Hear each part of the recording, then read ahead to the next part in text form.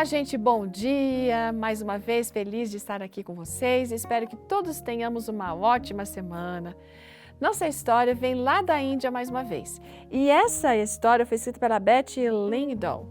E ela está falando sobre a necessidade de sermos testemunhas fiéis. Testemunhas que falam a verdade e que falam de algo que viveram, que viram, enfim.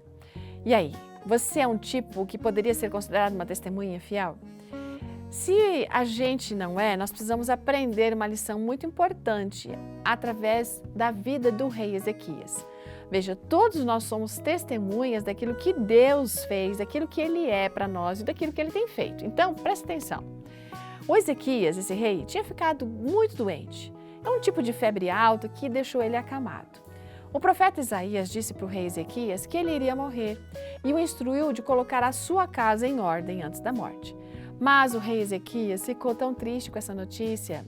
A Bíblia fala que ele virou o seu rosto para a parede, ou seja, ele ficou em profunda contrição e suplicou, chorou diante de Deus para que Deus o curasse. Ele pediu que Deus se lembrasse daquilo que ele tinha sido até aquele momento, como uma pessoa, um rei, né?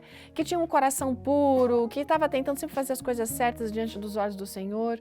E sabe, Deus ouviu as súplicas do rei.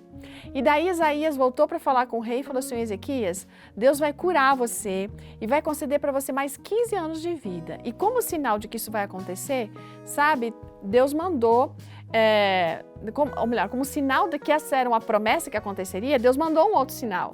E esse sinal era que o Senhor ia voltar à sombra do sol em 10 graus. Bom, isso aconteceu de verdade e o rei foi curado também. Então, quando o rei da Babilônia ficou sabendo daquela cura milagrosa, ele enviou presentes para o rei Ezequias, mas também alguns emissários para visitar o rei Ezequias. Aí, olha o que aconteceu. Em vez de o rei compartilhar com aquele povo os detalhes da cura, o que Deus tinha feito por ele, né? Que Deus estava dando mais anos de vida para ele, o rei Ezequias não. Ele foi abrindo as portas do palácio para mostrar os tesouros que tinha.